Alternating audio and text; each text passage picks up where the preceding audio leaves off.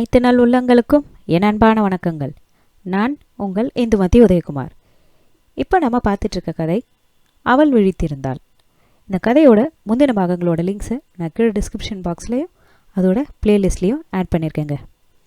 இப்போ வாங்க கதைக்குள்ளே போகலாம். சாயந்தரம் 4 மணிக்கு பட்டப்பாவும் நர்மதாவுமே திரும்ப பூரணி வீட்டுக்கு வந்தாங்க. அக்கா எங்களை சினிமாவுக்கு போக சொன்னா. பட்டப்பா சொன்னான், நல்ல காதல் படத்துக்கா கூட்டிகிட்டு போ. பாலு சொன்னான்.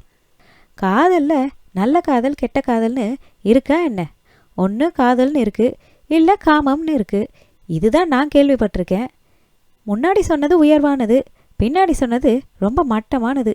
பூரணி சிரிச்சுக்கிட்டே சொன்னான். இப்போ சினிமாலெல்லாம் காதல் வர்றதில்லை, காமந்தான் அதிகமாக இருக்குது. அதுவும் ஆண்கள் கற்பழிக்கிறதுக்காகவே, அந்த ஒரு காரணத்துக்காகவே பிறந்த மாதிரி இந்த மாதிரி காட்சிகள் இல்லாமல் இப்போல்லாம் சினிமாவே இல்லை. நடிப்பாக இருந்தாலும் அந்த காட்சிகளில் எனக்கு ரொம்ப வருத்தமாக இருக்கும். கடவுள் பெண் வர்க்கம்னு ஒன்றை ஏன் பிறக்க வைக்கணும் அப்படின்னு நினச்சிக்குவேன். பொம்பளைங்களை ரொம்ப கேவலப்படுத்துகிற மாதிரி சம்பந்தமே இல்லாமல் இந்த கன்றாவியை பார்க்க வேண்டியிருக்கே. திரும்பவும் படப்படன்னு பொறிஞ்சு தள்ளினா பூரணி. பேச்சில் அவள் ரொம்ப கெட்டிக்காரி. நர்மதா அசந்து போய் பார்த்தா அவளை. எந்த விஷயத்தையும் கொஞ்சம் கூட லட்சியே இல்லாமல் வெகுளித்தனமாக அவள் பேசுகிறத ரசிச்சிட்டு இருந்தா. நீங்களும் வாங்கலேன், நர்மதா கூப்பிட்டா.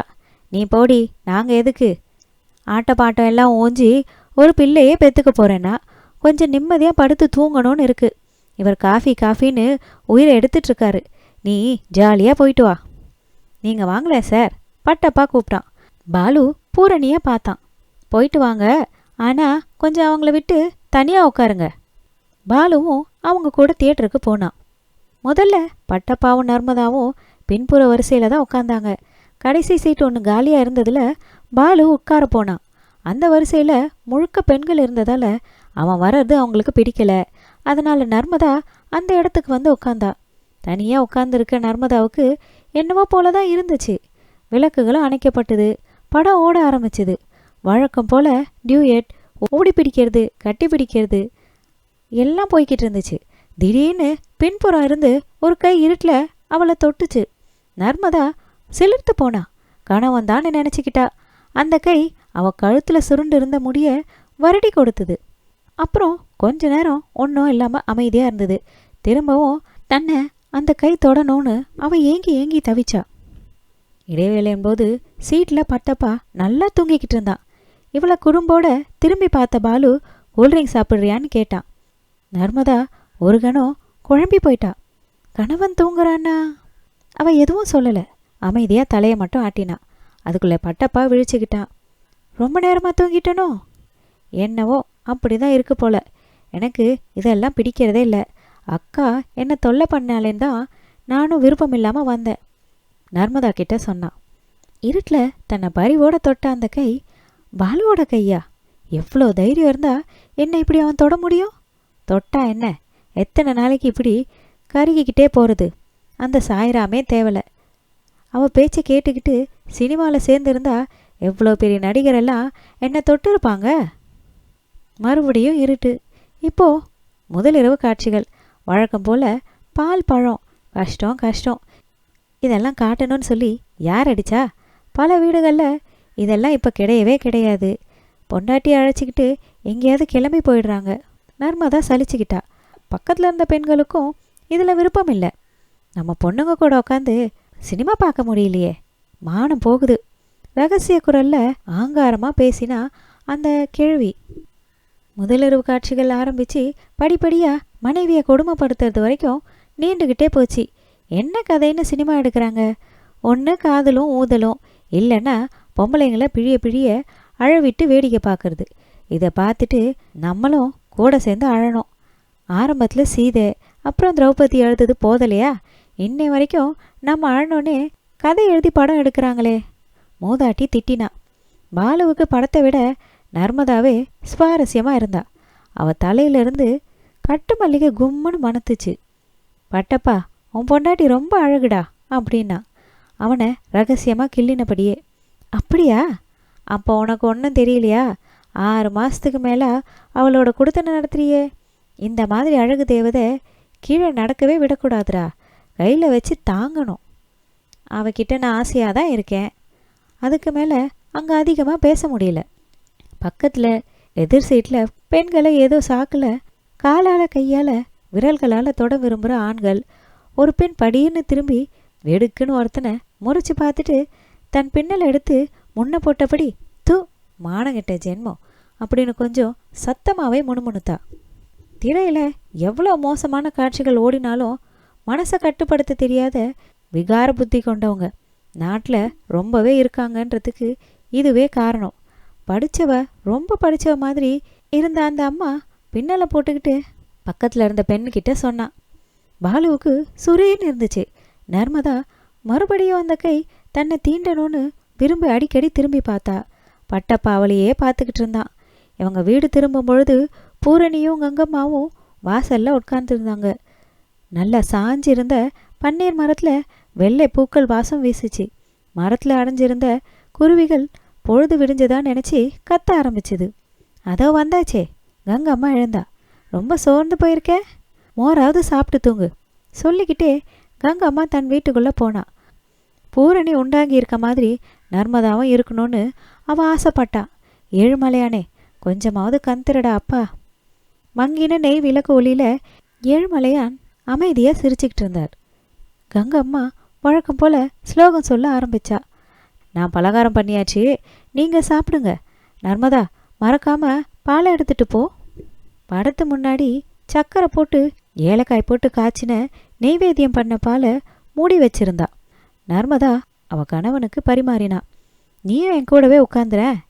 அவளை வற்புறுத்தி தன் பக்கத்தில் உட்கார வச்சான். உனக்கு நல்ல புடவையா 4 வாங்கலான்னு நினைக்கிறேன். காஞ்சிபுரம் போய் பட்டு புடவைகளாக வாங்கலாமா இல்லை இங்கேயே வாங்கிக்கலாமா? பட்டப்பா கேட்டான். எனக்கு புடவையெல்லாம் வேண்டாம். ஏன்? இருக்கிற புடவைகளே பீரோவில் மக்கிட்டுருக்கு, மேலே மேலே வாங்கி இன்னும் மக்க வைக்கணுமா? அவள் பேசினதை கேட்டதும் பட்டப்பா அவன் முகத்தை நிமிர்ந்து பார்த்தான். அளவில்லாத சோகம், ஏமாற்றம் அந்த முகத்தில் அப்பி கிடந்துச்சு. இப்படியெல்லாம் என்ன ஏமாற்ற முடியாது. இனிமே இந்த உலகத்தில் நான் ஏமாறுறதுக்கு என்ன இருக்குது? புடவையும் நகையும் வேலைக்கு சோறும் வாழ்க்கையில் நிறைவை தந்துடுமா என்ன? நர்மதா கண் கலங்கினபடியே எழுந்துட்டா. பாதி சாப்பாட்லேயே. சாப்பிடு நர்மதா, ப்ளீஸ் உட்காரேன். தெரியாமல் கேட்டுட்டேன். உனக்கும் பசிக்கும் நர்மதா. ராத்திரி அப்புறம் தூக்கமே வராது. அவளுக்கு கோபமாக வந்துச்சு. பரபரன்னு எல்லாத்தையும் எடுத்து மூடி வச்சா. சுவாமிக்கு நைவேத்தியம் பண்ணின பாலை மட்டும் சாப்பிட்டுட்டு அதில் கொஞ்சம் மீதி அவன்கிட்ட கொடுத்தா. நீ சரியாக சாப்பிட்லையே, பாலையாவது குடி. இப்போ 2 பேரும் அவங்க ரூமுக்கு போனாங்க. பகவானோட பிரசாதத்தை சாப்பிட்டாலாவது என்னுடைய தகிப்பு அடங்கும்னு நினைக்கிறேன். பட்டப்பா விக்கித்து போய் நின்னான். அவனுக்கு அவ சொல்கிறதுல அர்த்தம் புரிஞ்சுது. நர்மதா, நான் உன்னை வேணும்னு ஏமாத்தலை. எனக்கு இப்படி ஒரு குறை இருக்குன்னு எங்கள் குடும்பத்தில் யாருக்கும் தெரியாது. வெளியிலையும் சொல்லக்கூடிய குறை இல்லை இது. எனக்கு அப்பா அம்மா இல்லை. அக்கா வீட்டில் வளர்ந்தேன். பெரிய படிப்பாளியும் கிடையாது. நான் நிறைய ஃப்ரெண்ட்ஸுங்கன்னு யாரும் கிடையாது. பொம்பளைங்களை பார்த்தாலே மனசில் ஒரு மலர்ச்சி ஏற்படும். அவங்களோட அழகில் ஒரு ஈடுபாடு, அவ்வளவுதான். சரீர சுகத்தில் திளைக்கணும்னு எனக்கு எப்போவுமே நினைப்பு வந்ததே இல்லை. ஆனால் எனக்கு ஆசை இருக்கே, என்ன அது சுட்டு பொசுக்குது. அவள் அலறணும்னு நினச்சா. ஆனால் தேம்பி தேம்பி அழதான் செஞ்சா. ராத்திரி பொழுது போய்கிட்டே இருந்துச்சு. ரொம்ப நேரம் 2 பேரும் அமைதியாக இருந்தாங்க. பூரணி பாலுக்கிட்ட, பாவம் அந்த பெண் எப்படியோ இருக்க வேண்டியவ இந்த குரங்குகிட்ட மாட்டிக்கிட்டு முழிச்சிக்கிட்டு இருக்கா அப்படின்னு சொல்லிக்கிட்டு இருந்தா. பாலு நர்மதாவோட நினைவாகவே இருந்தான். பூரணி பக்கத்தில் இவ்வளோ நெருக்கமாக நின்னாலும் அவன் கண்ணுக்கு அவ நர்மதா போல தான் தெரிஞ்சா. திடுக்குன்னு நர்மதா கேட்டா, நான் எங்கள் அம்மா ஊருக்கு போயிட்டு வரவா? சரி, எப்போ வருவ? அவ பதில் ஒன்றும் சொல்லலை. வருவியா நர்மதா? அவ இப்போ கண் கலங்கினா. திடீர்னு குலுங்கி சிரிச்சா. அம்மா ஒவ்வொரு கடிதாசிலையும் நீ குளிக்கிறியான்னு எழுதிக்கிட்டே இருக்கா. உங்கள் அக்கா தினமும் ஏழுமலையான என் வயிற்றுல ஒரு பூச்சி போட்டு உண்டாகணும்னு வேண்டிக்கிட்டே இருக்கா. எனக்கு இதை பார்க்கும் பொழுதெல்லாம் சிரிப்பு தான் வருது. பிள்ளை பெற்றுக்கிறது இந்த காலத்துக்கு அவசியமான ஒன்றா இருக்கலாம். ஆனால் அந்த காலத்து மனுஷங்களுக்கு அது ஒரு வரப்பிரசாதம். அவங்க எதிர்பார்க்கறதுல ஒரு தப்பும் இல்லை. மணி 2க்கு மேலே ஆகியிருக்கலாம். பட்டப்பாவும் நர்மதாவும் படுத்துட்டாங்க. பாலு பூரணியை நச்சரிச்சான். சேச்சே, மசக்கையில் சோறு தண்ணி இல்லாமல் இப்படி கிடந்து அவஸ்தைப்பட்டுக்கிட்டு இருக்கேன். இப்போ என்ன வேண்டியிருக்கு? அவனை விட்டு தள்ளி போனான். அன்னைக்கு ராத்திரி அப்படியே கழிஞ்சுது. காலையில் கங்கம்மா விதவிதமான பலகாரங்கள் செஞ்சு நர்மதாவையும் பட்டப்பாவையும் ஊருக்கு அனுப்பி வச்சா. மசக்கைன்னு பிறந்த வீட்டுக்கு போவாங்க, நீ வெறுமனே போகிற, திரும்பி வரும்போதாவது. நர்மதாவுக்கு கேட்டு கேட்டு இந்த வார்த்தைகள் அழுத்து போச்சு. பூரணியும் இதை கேட்டு மனசலிச்சு போய் நின்னா.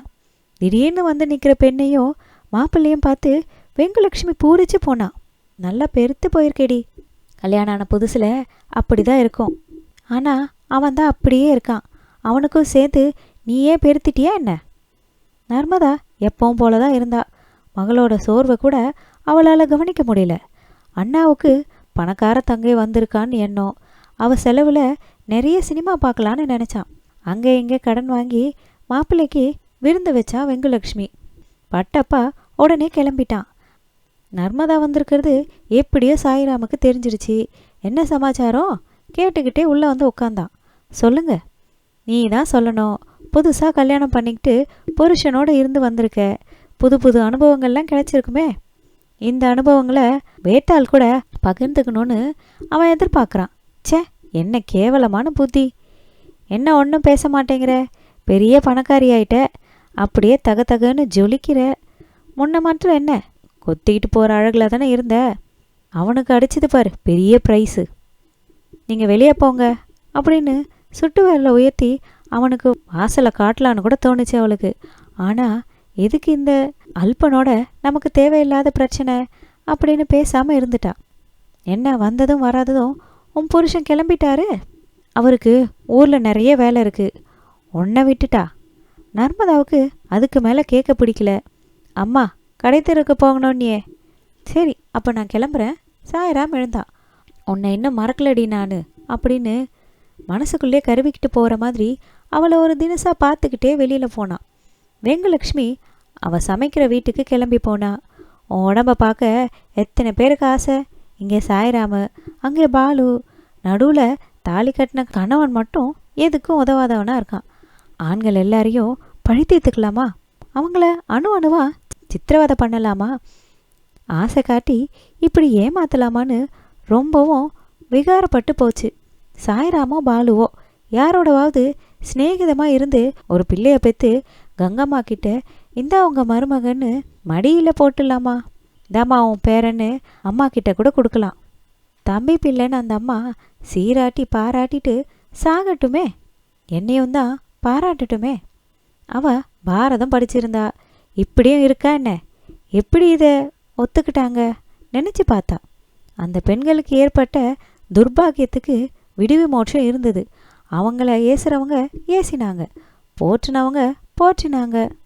இன்னும் கொஞ்ச நேரம் மனசை இப்படி அலைய விட்டா தானே போய் வேணும்ட்டே சாய்ராம் கிட்ட சரணடைஞ்சிடுவோன்னு அவளுக்கு தோணுச்சு. அம்மாவுக்கு தெரிஞ்சா கண்ணம் பழுத்து போயிடும். அடி சிரிக்கி, உனக்கு பழைய புத்தி போகலடி. பணக்காரனா சாய்ராமோட சின்னவனா புருஷன் கிடைச்சும் உன் ஈன புத்தி போகலையே. என்னை கொன்னே போட்டுருவா. தேடினியே அழகான மாப்பிள்ளைய, பணத்தை கொண்டு போய் உடப்புல போடு. அதுக்கு மேலே என்ன சொல்ல முடியும்? நர்மதா வழிஞ்ச கண்ணீரை தொடச்சிக்கிட்டா. கிண்ணத்தில் கொஞ்சம் எண்ணெய் எடுத்துக்கிட்டு கோயிலுக்கு கிளம்பினா. நேராக அம்பாள் சன்னதிக்கு போனா.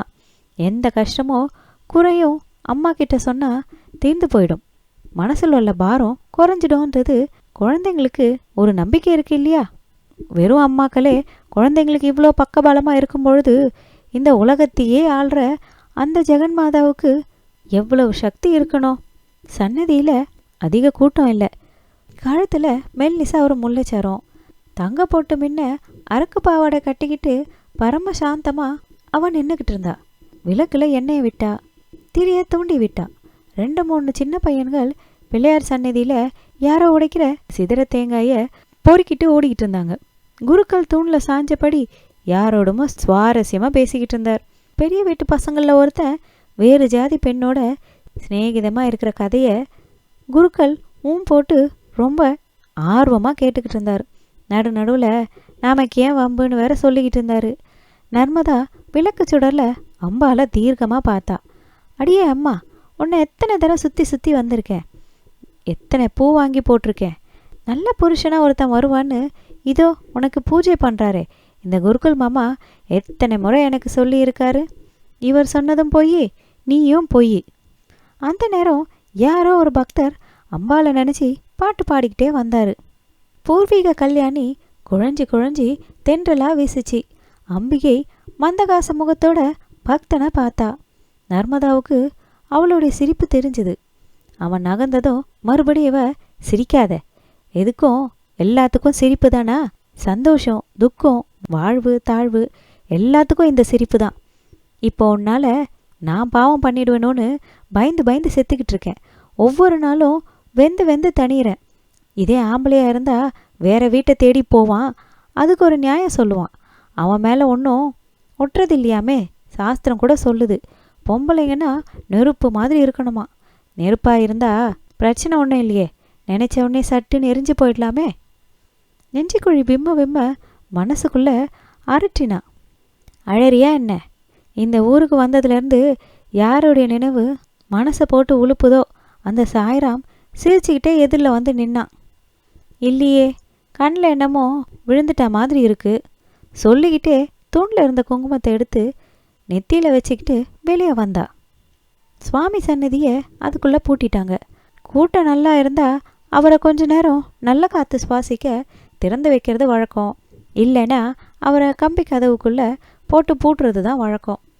சுற்று கோயில்களில் விளக்கே இல்லை. நல்லெண்ணெய் 20 ரூபாய்க்கு விற்கிறப்போ யார் வந்து தீபம் போட போகிறாங்க? ஒன்றும் தெரியல. பிள்ளையாரா, தக்ஷணாமூர்த்தியா, துர்க்கையா, எல்லாம் பிரம்மந்தான். ஒரு கிழம் சொல்லிக்கிட்டே போச்சு. கொஞ்சம் உட்காருவோமே. அங்கே இருந்த கல்லில் உட்கார்ந்தான். அவளும் எதிரில் உட்கார்ந்தா.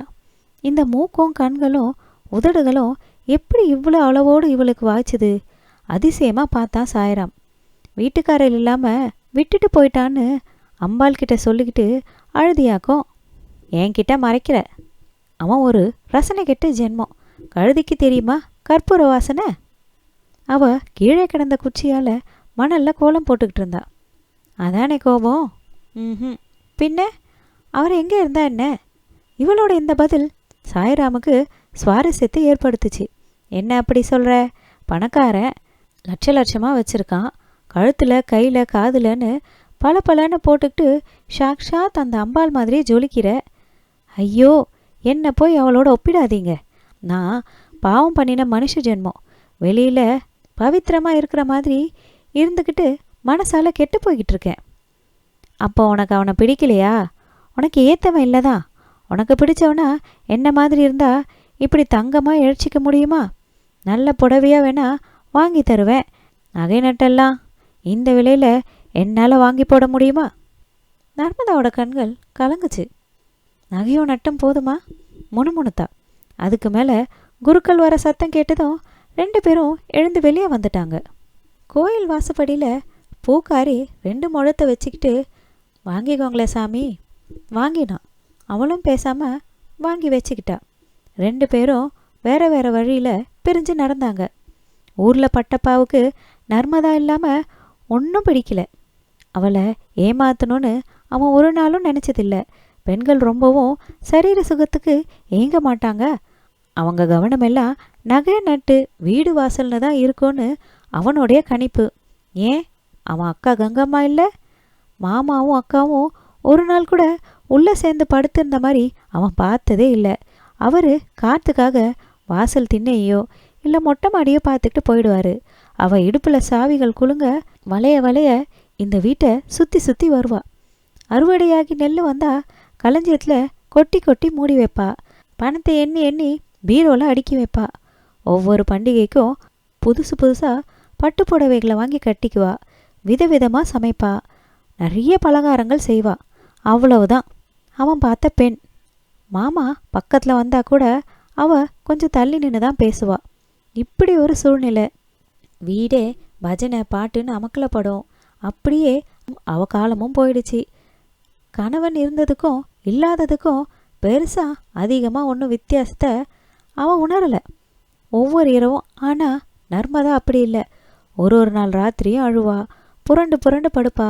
பக்கத்து வீட்டு பாலுவை ஆவலோட பாப்பா. வெறி பிடிச்ச மாதிரி இவனை இறுக அணைச்சி கட்டிக்குவா. 1-2 தடவை என்னை ஏமாத்திரியே பாவி, இப்படி ஏமாத்திரியே, ஏழேன்னு என் தலையில் நெருப்பள்ளி போட்டுட்டியே, நான் வாசலில் நின்று சத்தம் போட்டு உன்னை அவமானப்படுத்துகிறேன் பாரு அப்படின்னு தாம் தூம்னு குதிப்பா. படுக்கறையில் இவனை ஒருமையிலையும் பேசுவா. அவனுக்கு புரிஞ்சுது எவ்வளோ பெரிய தப்பு பண்ணிட்டோன்றது. அப்போ தான் அவனுக்கு புரிஞ்சுது. அந்தரங்கமாக பாலு கிட்ட போய் சொல்லி இதுக்கு வைத்திய கீதியம் ஏதாவது செஞ்சுக்கலாமான்னு கூட அவன் நினச்சான். ஒரு நாள் போய் சொல்லவும் செஞ்சான். பூரணி எங்கேயோ போயிருக்கும் பொழுது அவன் பாலுவை தேடி போனான். ரொம்ப நிதானமாக பாலு மாடியில் நாற்காலியில் சாஞ்சபடி அரைகுறையான ஆடை உடுத்தின படங்களை பார்த்து ரசிச்சுக்கிட்டு இருந்தான். பட்டப்பாவுக்கு அதை பார்க்கும்பொழுது ரொம்ப வெக்கமாக இருந்துச்சு. சீச்சி, என்ன சார் இது, கண்ட படங்களெல்லாம் பார்த்துக்கிட்டு இருக்கீங்க? அவனா ஹோன்னு சிரிச்சிட்டு, கண்டதா, இதுதாண்டா வாழ்க்கை. உங்கள் அப்பா, உங்கள் தாத்தா, முப்பாட்டன் எல்லோரும் பார்த்து ரசித்த விஷயந்தான். அவங்க எல்லாம் கோயிலுக்கு சுவாமி பார்க்கவா போனாங்க? இந்த மாதிரி சிற்பங்களை ரசித்து பார்க்க தாண்டா போனாங்க. இப்போ ரொம்ப சௌகரியமாக ஃபோட்டோவாக வந்திருக்கு. வா உட்காந்து நீயும் பாரேன். இதையெல்லாம் பார்க்குறதில்ல என்ன புண்ணியம் இருக்குது? புண்ணியமாவது பாவமாவது, இன்னும் ரசனையோட வாழ்க்கையை சுவைச்சு வாழலாண்டா. எனக்கு ஒன்றுமே தோணலையே சார். என் பிறவியே வேற. இதிலெல்லாம் எனக்கு நாட்டமே இல்லை. புரியுதுடா. என்ன சார்? உன்னை பற்றி புரியுது. பாவம், ஒரு அழகான பெண்ணை இப்படி நீ ஏமாற்றி இருக்க வேண்டாண்டா, முட்டாள். சார், இதுக்கு மருந்து கிருந்து ஏதாவது இருக்கா? நான் வேணா சாப்பிட்டு பார்க்குறேனே. அதான் போடுறானே முத்து பஸ்பம் தங்க பஸ்பம்னு, ட்ரை பண்ணி பாரேன். பிறவியே இப்படி இருக்கே. அப்பா அவள் கழுத்தில் தாலின்ற பேரில் எதுக்குடா சுருக்கு கயிற மாட்டின? அவன் தலை குனிஞ்சு உட்காந்துக்கிட்டான். முகம் பூராவும் வியர்த்திருந்தது. மழை மழைன்னு பெண்மைக்குரிய பளிச்சுன்னு ஒரு முகம். மருந்து சாப்பிட்டா சரியா போயிடும்னு சொல்கிறாங்களே. எனக்கு தெரியாதுடாப்பா. ட்ரை பண்ணி பாரு. இந்த மாதிரி விஷயங்களில் மனசை செலுத்தி பாரு. கோயில், குளம், புராணம், இதிகாசம்னு அதையே நினைப்ப வச்சுக்கிட்டு இருக்காத. இருக்கிற கொஞ்சம் நஞ்சமும் போயிடும். அப்போ அவளை போய் அழைச்சிக்கிட்டு வந்துடவா? கண்டிப்பா. அவள் இல்லாமல் நல்லாவே இல்லை. ஆமாம் தானே? ஆமாம் சார், நாளைக்கே கிளம்புறேன். பட்டப்பாவோட வெளிநாட்டு சென்ட்டு மனம் வழக்கம் போல் கமழ நர்மதாவை தேடிக்கிட்டு வந்தான். அதுக்குள்ளே இங்கே நர்மதாவோட வீட்டில் ஒரு பிரளயமே ஆகியிருந்தது. சாய்ராம் தினம் வர ஆரம்பிச்சிருந்தான். ஜாதி மல்லிகையிலேருந்து புடவை ரவிக்க வரைக்கும் வாங்கி வந்து கொடுக்க ஆரம்பிச்சிருந்தான். நர்மதா அவளையும் அறியாமல் சாயந்தர நேரங்களில் அவன் வருகையை எதிர்பார்த்து காத்துட்டு இருந்தா. தன்னை அழகுபடுத்திக்க வேற ஆரம்பிச்சிருந்தா. அடிக்கடி தனக்குள்ளே சொல்லிக்கிட்டா, ஒரு விதத்தில் நான் நல்லா ஏமாந்தவ, இனி நான் என் உணர்ச்சிகளை ஏமாற்ற விரும்பலை. Sairam first class cinema ticket 2 வாங்கி வந்து தந்தான். கிளம்புக கிளம்புக போகலாம். அம்மா வர நேரம். அவள் பாட்டுக்கு வந்துட போறா. நான் என்ன அசலா அந்நியம்மா? ஒன்றும் சொல்ல மாட்டா. சீக்கிரம் கிளம்பு. நர்மதாவுக்கு பயமாக இருந்துச்சு. ஏதோ அசட்டு துணிச்சலில் உள்ளே போய் ஆடையே மாற்றிக்கிட்டா. அவன் வாசல் பக்கம் வரவும் நர்மதாவோட அம்மா உள்ளே நுழையவும் சரியாக இருந்துச்சு. தெருக்கோடியில் போய் நின்றுக்கிட்டு இருந்தான் சாய்ராம். எங்கேடி கிளம்புற? சினிமாவுக்கு. யாரோட? அவள் பேசாமல் தெருவில் நிற்கிறவனை சுட்டி காட்டினான். உன் சின்ன புத்தி, அல்ப புத்தி இன்னும் உன்னை விட்டு போகலையே. இப்போ நீ கல்யாணம் ஆனவ, ஞாபகத்துக்கு இருக்கா? அவனுக்கு இப்படி துரோகம் பண்ண உனக்கு எப்படி துணிச்சல் வந்தது? நான் யாருக்கும் ஒரு துரோகமும் பண்ணலை. அவர் தான் எனக்கு துரோகம் பண்ணியிருக்கார். சொல்லுவடி சொல்லுவ. நம்ம கெட்ட கேட்டுக்கு பணமும் காசும் கிடைச்சது பாரு. நீ சொல்ல மாட்ட? நர்மதா சீரினா. பணம் பணம், காசு காசு. நீ சாகும்பொழுது எல்லாத்தையும் எடுத்துக்கிட்டா போக போகிற? இந்தா இப்போவே வேணா எடுத்து வச்சுக்கோ அப்படின்னு கழுத்தில் இருந்த சங்கிலி, வளையல் எல்லாத்தையும் கழட்டி போட்டா. என்னடி இது? வெங்குலக்ஷ்மி அதிர்ந்து போய் பார்த்தா. நீ பார்த்து பார்த்து கல்யாணம் பண்ணி வச்சியே, மாதம் குளிக்கிறியான்னு வேறு அப்பப்போ கேட்டு தொலைறியே. அந்த மனுஷன் ஆம்பளையே இல்லை. எனக்கு இந்த ஜென்மத்தில் குழந்தையும் பிறக்காது. போதுமா? முகத்தை கைகளால் மூட்டிக்கிட்டு தேம்பி தேம்பி அழுதா நர்மதா. தெருவிளக்குகள் எரிய ஆரம்பிச்சுது. இனி நர்மதா சினிமாவுக்கு வரமாட்டான்னு நினச்சபடியே சாய்ராமும் கிளம்பினான். எல்லாத்தையும் கேட்டு வெங்குலக்ஷ்மி வாயடைச்சி போய் உட்கார்ந்துருந்தா. கங்கம்மா இப்படி ஏமாத்திட்டாளே, பாத்தியா, பணத்தையும் பவிஷ்யம் காட்டி எப்படி நம்மளை பாழுங்கிணத்துல தள்ளிட்டா. இதை பற்றி வெளியே யார்கிட்டேயாவது போய் சொல்ல முடியுமா? வெளியே சொல்ல சொல்ல நர்மதாவுக்கு தானே கெட்ட பேர் வரும். இந்த பெண்ணை இனிமே இங்கே வச்சிருக்கவே கூடாது. இன்னும் கொஞ்ச நாளில் சந்தி சிரிக்க வச்சிருவா போல. இல்லை, ஒரு முறம் கயிற்றில் பாழுங்கிணத்துல மூட்டை பூச்சி மருந்துலையாவது தன்னையே மாய்ச்சிக்குவா. அவளை திரும்ப அங்கே தான் அனுப்பி ஆகணும். அம்மாவும் பெண்ணும் பேசுகிறத நிறுத்திக்கிட்டாங்க. என்னவோ நடந்தது நடந்து போச்சு, அதுக்காக நம்ம கெட்டு போகிறதா என்ன? நான் கூட சின்ன வயசுலேயே வீணா போனவ தான். உங்கள் அப்பா அவ்வளோ சின்ன வயசுல இறந்து போயிட்டாரு. அப்புறம் புருஷனை பற்றி நினச்சிருப்பேனா என்ன? நர்மதா பேசாமல் அமைதியாக இருந்தா. 4 பெத்தவ புருஷன் செத்து போன பிறகு அவனை நினச்சிக்கிட்டு இருந்தேனா என்ன அப்படின்றா. இதுக்கு நான் என்ன பதில் சொல்ல முடியும்? நர்மதா நினச்சிக்கிட்டா. அவன் அம்மா கிட்ட எல்லா விஷயத்தையும் சொன்னாலோ இல்லையோ, அதுக்கு அடுத்த நாள் தான் சொல்லி வச்ச மாதிரி பட்டப்பாவும் இவளை தேடி வந்தான். பூவும் அல்வாவும் வாங்கிட்டு அவசர அவசரமாக அவனுக்கு சாப்பாடு போட்டு அனுப்பி வச்சாலே. அதிலிருந்து அவளுக்கு ஏனோ இங்கே இருக்கவே பிடிக்கல. உடனே திரும்ப ஊருக்கு கிளம்பி ஆகணும்னு அவளும் முடிவுக்கு வந்துட்டா. பட்டப்பா வந்த உடனே கிளம்பிடணும்னு நர்மதாவும் நினச்சிக்கிட்டா. அவன் வெங்கலட்சுமியோட கண்களில் படுறத இவ விரும்பலை. அதனால அவன் வந்துட்டு போன மறுநாளே நர்மதா, நான் ஊருக்கு கிளம்புறேன் முரண்டு பிடிச்சிக்கிட்டு அம்மா கிட்ட சொன்னான். அங்கே தானே போகிற, பின்ன எங்கே போவேன்? எவனோடும் ஓடி போயிட மாட்டேன். உனக்கு இருக்கிற நம்பிக்கையெல்லாம் எனக்கும் இருக்குது. நம்ம பெண்கள் நம்புகிற எல்லா தர்மங்களையும் நானும் இன்னமும் நம்பிக்கிட்டு இருக்கேன். இங்கே இருக்க பிடிக்கல எனக்கு. பஸ் ஸ்டாண்ட் வரைக்கும் வெங்கலட்சுமி வந்தா. பிழிய அழுதா. வழி நடுக்க ஏமாந்துட்டேண்டி அப்படின்ற மாதிரி மன்னிப்பு கேட்குற மாதிரியே பேசினா. நர்மதாவுக்கும் அவளை பார்க்கும்பொழுது பாவமாக இருந்துச்சு. நினைவு தெரிஞ்சனால அம்மா யார் வீட்லேயோ அடுப்படியிலே வெந்து சாகுறா.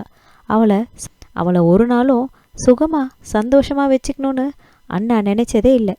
நீ ஏமா இந்த வயசில் வேலைக்கு போகணும்?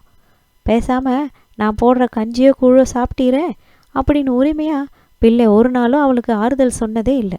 அவனும் அவன் மனைவியும் சினிமாவுக்கும் ட்ராமாவுக்கும் போகிறதுக்குனும் வர்றதுக்குனும் தான் வாழ்க்கையே வச்சுருக்காங்க.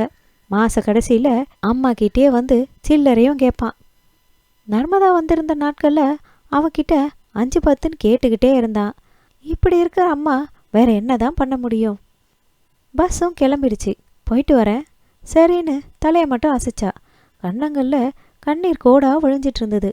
அவசர அவசரமாக பூ விற்கிறவகிட்ட 2 முழம் பூ வாங்கி அவன் கையில் கொடுத்தா. அம்மா தூரத்தில் புள்ளியாக மறைஞ்சியும் போனான். தன்னை மறந்து கொஞ்ச நேரம் நர்மதா வெளியே பார்த்துக்கிட்டு இருந்தா. அன்னைக்கு வந்திருந்த பட்டப்பாவை அவ்வளோ தூரம் விரட்டி அடிச்சிருக்க வேணான்னு அவளுக்கு தோணுச்சு. அவன்கிட்ட அந்த குறை ஒன்றை தவிர வேற ஒரு கெட்ட பழக்கமும் இல்லையே. இவகிட்ட உயிராக தானே இருக்கா. பஸ் ஏதோ ஒரு ஊரில் நின்றுது. பஸ்ஸுக்குள்ளே திரும்பினதும் ஒரு அதிர்ச்சி காத்திருந்தது. பாலு ஏறிக்கிட்டு இருந்தான். அவனும் அதிர்ச்சி ஆயிட்டான். கோபத்தேந்து வர மாதிரி இருக்கு. அவன் பக்கமாக நின்றுக்கிட்டு கேட்டான். அவனுக்கு உட்கார இடம் கிடைக்கல. முன்னாடி ஒரு கிராமத்தான் தூங்கி வழிஞ்சான். கோபமா? யார் சொன்னது? பட்டப்பா தான். அவசரமாக சாப்பாடு போட்டு விரட்டிட்டியாமே பாவம். நர்மதா பக்கத்தில் இருந்த பெண் இறங்கறதுக்கு எழுந்தா. உட்காரலாமா கேட்டான் பாலு. ஊன்னு கொஞ்சம் நகர்ந்து உட்காந்தா. எங்கே போயிட்டு வரீங்க? உன் பூரணி அக்காவை ஊரில் கொண்டு போய் விட்டுட்டு வரேன். ஏன், உடம்பு சரியில்லையா? அவள் ரொம்ப மாறி போயிட்டா. எப்போ பார்த்தாலும் படுக்கை தான். கங்கம்மாவும் இந்த சமயத்தில் பிறந்த வீட்டில் இருக்கட்டும்ப்பா, அனுப்பி வையேன்னு சிபாரிசு வேற பண்ணினா. அதான் கூட்டிகிட்டு போய் விட்டுட்டு வரேன். 2 பேரும் நெருங்கியே உட்கார்ந்துருந்தாங்க. வண்டியோட ஆட்டத்தில் நெருக்கம் இன்னும் அதிகமாயிடுச்சு. நர்மதா மேலேருந்து லேசாக ஏதோ ஒரு வாசனை வந்தது. புடவை தலைப்பு அவன் மேலே உரசிச்சு. இன்னொரு ஆளும் இருக்கிற இடத்துல உட்கார வரவே 3 பேரும் உட்கார சீட்டானதால் பாலு இன்னும் நெருங்கி உட்கார்ந்தான். அவள் உடம்புல ஒரு சிலிர்ப்பு ஏற்படுறத அவனும் உணர்ந்தான். 2 பேரும் இறங்கி ஏதோ ஒரு ஊர் ஹோட்டலில் காஃபி சாப்பிட்டாங்க. அவள் பஸ்ஸில் ஏற அவன் கீழே நின்று அவளை பார்த்தபடி சிகரெட் பிடிச்சிட்டு இருந்தான். மனசில் ஏகப்பட்ட உளைச்சல். இப்படியே 2 பேரும் எங்கேயாவது போயிடலாமா? இந்த நிமிஷத்தில் நினைக்கிறதும் வாழறதும் தான் உண்மை, மற்றதெல்லாம் பொய். நர்மதாவும் சிரிப்போடு அவனையே பார்த்துக்கிட்டு இருந்தா. பஸ்ஸில் டிரைவர் வந்து உட்கார்ந்ததும் பாலு உள்ளே வந்து திரும்ப அவள் பக்கத்தில் உட்காந்தான். ஊருக்கு போய் ரொம்ப நாள் இல்லை போலையே, போர் அடிச்சுதா, பட்டப்பா விட்டு இருக்க முடியலையா? அவ வேணுன்ட்டே அவளை சீண்டி பார்த்தான். அப்படின்றது அவளுக்கும் புரிஞ்சுது. அதெல்லாம் ஒன்றும் இல்லை, அங்கே இருக்க பிடிக்கல. பூரணி அக்கா மாதிரி எனக்கு அங்கே பேச்சு துணைக்கு யாரும் இல்லை, அதனால தான். அப்போ கல்யாணத்துக்கு முன்னாடி உனக்கு யார் துணையாக இருந்தாங்க? சாய்ராம்னு ஒருத்தர் வருவார். அவர் இப்போ வந்தால் எங்கள் அம்மாவுக்கு சுத்தமாக பிடிக்கல. வெளியே வெயில் குறைஞ்சிருந்தது. விளக்கேற்ற நேரத்தில் ஊர் வந்து சேர்ந்தாங்க. வீட்டுக்கு அவள் வந்ததும், என்ன இவ்வளோ சீக்கிரம் வந்துட்ட, நீ வரப்போறேன்னு பட்டப்பா சொல்லவே இல்லையே, கங்கம்மா கேட்டா. பாலுவை பார்த்து, நீ இப்போ தான் வரியா, ராத்திரி இங்கேயே சாப்பிடு அப்படின்னா. நர்மதாவை ஓரக்கண்ணில் பார்த்துக்கிட்டே சரின்னு தலையாட்டி வச்சான். இதோட இந்த பகுதியை நம்ம முடிச்சுக்கலாம். இதன் தொடர்ச்சியை அடுத்த பகுதியில் நம்ம பார்க்கலாம். இந்த கதை உங்களுக்கு பிடிச்சிருந்தா லைக் பண்ணுங்கள், ஷேர் பண்ணுங்கள். இன்னும் இது மாதிரி நிறைய கதைகளுக்கு நம்ம சேனலை மறக்காமல் சப்ஸ்கிரைப் பண்ணிக்கோங்க. திரும்ப வேறொரு கதையில் நான் உங்களை மீண்டும் சந்திக்கிறேன். அதுவரையில் நன்றி.